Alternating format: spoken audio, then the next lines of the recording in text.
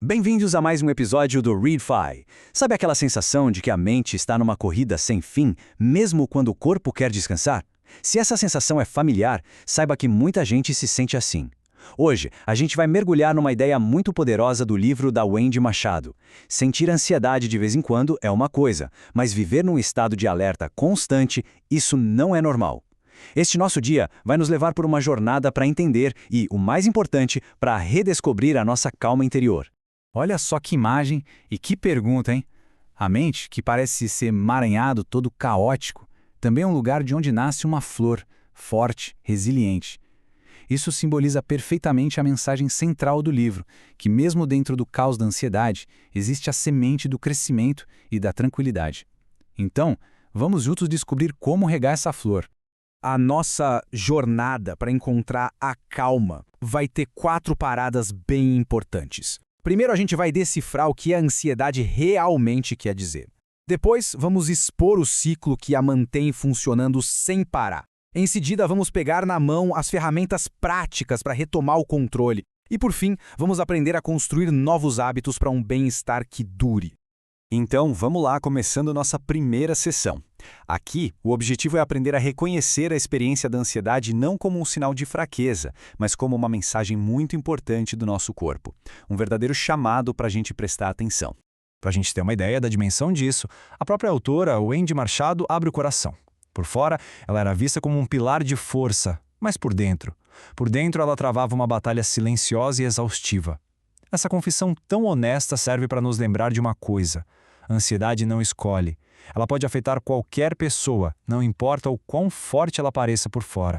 E aqui vem uma virada de chave fundamental na nossa percepção. A ansiedade, na sua essência, não é nossa inimiga. Pensa nela como se fosse o alarme de incêndio do corpo. Ele existe para nos proteger do perigo. Mas e quando o alarme emperra e fica tocando sem parar, mesmo quando não tem fogo nenhum? O livro redefine a ansiedade exatamente assim, como um grito silencioso, um pedido do nosso corpo por cuidado e atenção. Mas como é que esse alarme fica preso, ligado o tempo todo? Na nossa segunda sessão, a gente vai mergulhar fundo na mecânica da ansiedade. Ela pode até parecer um monstro gigante, mas na verdade ela opera num ciclo que é bem previsível. E entender o ciclo é o primeiro passo para conseguir desarmá-lo. E essa imagem aqui mostra pra gente o motorzinho da ansiedade. Tudo começa com um pensamento, sabe? Aquele "e se?". Esse pensamento dispara uma emoção, como medo ou preocupação. Logo em seguida, nosso corpo reage. O coração acelera, o estômago dá um nó, e aí vem o pulo do gato. Essas sensações físicas acabam confirmando aquele primeiro pensamento, criando um ciclo que se alimenta sozinho e fica cada vez mais forte. E aqui está uma das coisas mais impressionantes sobre o nosso cérebro. Para a nossa parte mais primitiva, para o nosso sistema nervoso, não faz a menor diferença se a ameaça é um leão de verdade ou o medo de falhar numa apresentação. A mesma descarga de hormônios do estresse, a mesma resposta de lutar ou fugir é acionada. O nosso corpo simplesmente não sabe a diferença. E claro, deixar esse alarme de emergência ligado o tempo todo tem um preço e quem paga é o nosso corpo. O cortisol, que é o hormônio do estresse, foi feito para picos rápidos, não para ficar circulando sem parar. Quando ele fica sempre alto, como as pesquisas mostram, ele vai desgastando o nosso corpo, afetando tudo, desde a qualidade do sono até a força do nosso sistema de defesa. Ok, já entendemos o problema, agora é hora de partir para a solução. Nossa terceira sessão é toda dedicada a ferramentas práticas, que a gente pode usar no dia a dia para quebrar aquele ciclo e pegar as rédeas do nosso bem-estar de volta. Dá uma olhada no nosso kit de ferramentas para calma. A gente vai explorar estratégias que cuidam do corpo, como a respiração e o movimento, e também estratégias que cuidam da mente, como aprender a silenciar nosso crítico interno e a impor limites saudáveis.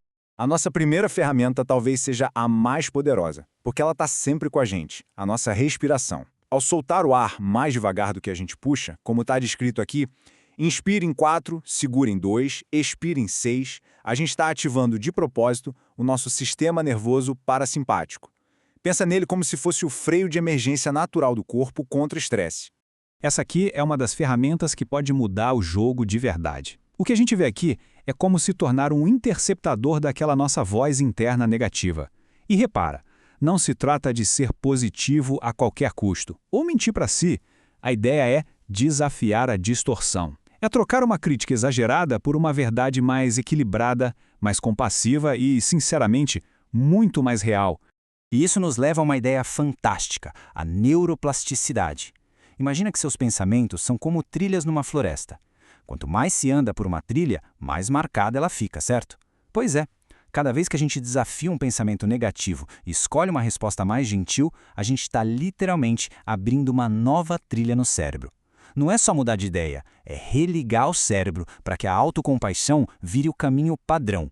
Vamos agora para a nossa última sessão, onde a gente junta todas as peças. Porque não adianta só ter uma caixa de ferramentas, né? A gente precisa aprender a usar essas ferramentas, integrando elas no nosso dia a dia para construir uma base de bem-estar que seja sólida e duradoura.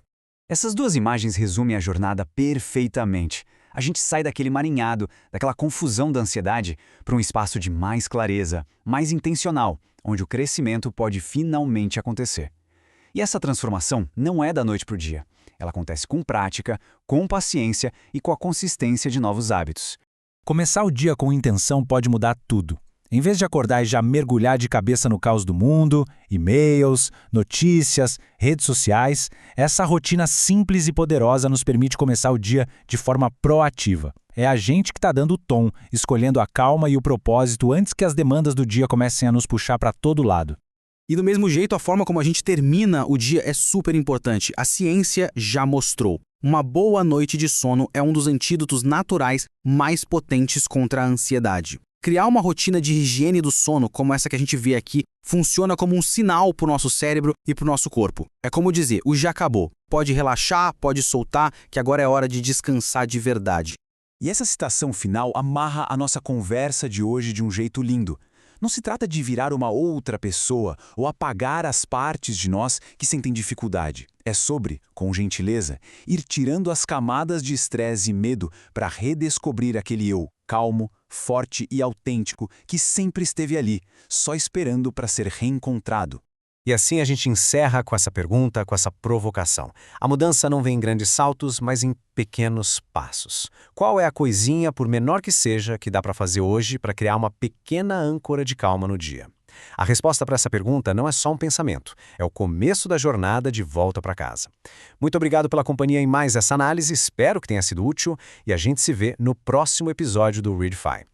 E não esquece, se gostou, curte, se inscreve no canal e compartilha com quem possa se interessar. Até a próxima!